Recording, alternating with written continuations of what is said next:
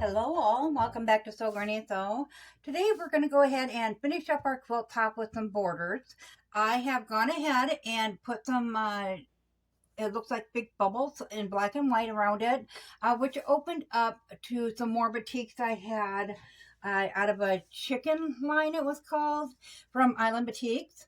So I just took some bubbles and some circles out of that line in similar colors to add into the border to make this larger. We're roughly sitting at 24 across and 40 and a half top to bottom. So I knew I needed to make that bigger even for a baby blanket. So I went ahead and added a 6-inch border on the left and right side and a 5-inch border on the top and bottom. So as you can see, I did not put sashing in between. I thought the borders would be a much cuter approach. I've done the sashing so much that I'm just kind of looking for something different and fun. We do have our arrows or chevron pattern, however you want to call it. I did run out of similar fabrics and I used different ones on the top row, as you can see, kind of the scrappy look.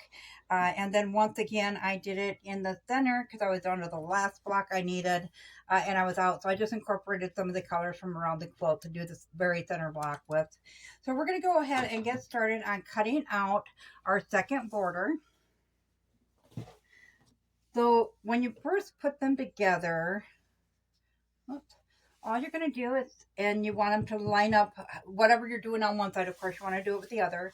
So we'll start with the orange and we'll put that one down. We'll put the red on top of that, line up one edge. These are batik, so there's really no wrong or right side. Line up the other one on top of that, and then just do a 1/4 inch seam all the way along. Batiks are great for finger pressing. They really hold their shape well when you finger press them open. So then we'll come back, we'll open that up, and then we'll add the blue one and do a 1/4 inch seam until we get all of them used, of the colors that we're using. So we'll set those aside. And when you sew these together, you want to sew going down one way, back up the other. They kind of like to go kittywampus when you sew them, so that helps prevent that. Nobody really knows why that happens. It just happens. So go ahead and cut off your end, square it up. And then I have decided to go with 3-inch pieces. So I'm just going to use my ruler. Your cutting mat can warp over time. Your ruler generally holds a straight edge. So I'm just lining up my 3-inch mark on my ruler along the very edge of that fabric to make sure I'm getting a nice crisp clean cut on my 3-inch mark. And we're going to cut that off, and we're going to continue to do that all the way through the fabric.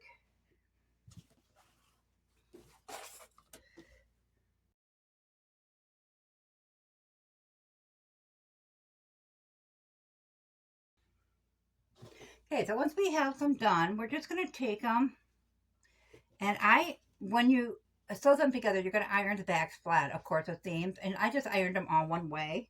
So when we put them together, we're going to put them as such, so it's like one continuous piece. Flip that over, line that up.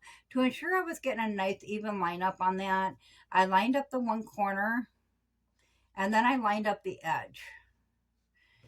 And then I just took a 1/4 inch seam along there. Now, I know that it takes 4 to do the top and bottom of my quilt. So I have 4 cut here. And I'll set this aside so we can move along. So this is what it looks like when you get 4 of them together. And it's just one continuous piece. Of course, you want to iron those seams flat as the ones that you put together.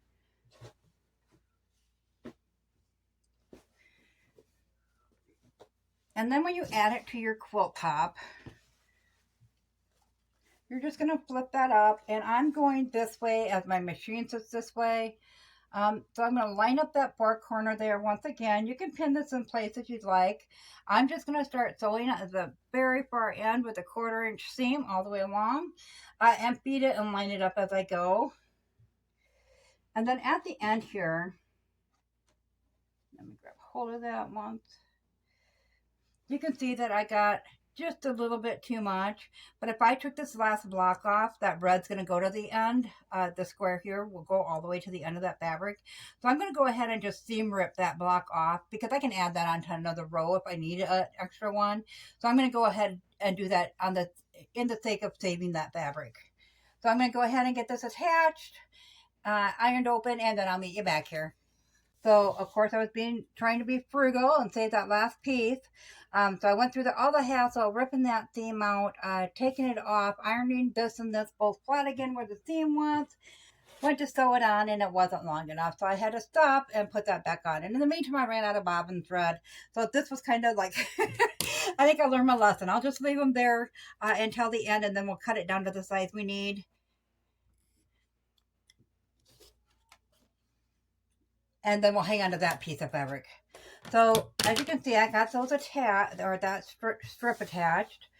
So that is what our outside border will look like. Once we get done, I always have more of this if I want to put another solid piece on the outside, just in case. But I think I'm liking this so far. So I did get the quilt top finished. We ended up with 43 inches by 57 inches, so that's a good size. My favorite part, I think, is the blocks being suspended between the black and white bubbles. That really just appeals to me. It did turn out quite colorful and fun. So let me know in the comments below what you think. Thanks for viewing all. If you haven't subscribed, go ahead and subscribe. Be sure to hit that like button as it helps our channel grow. Thanks all. Have a good day. Bye.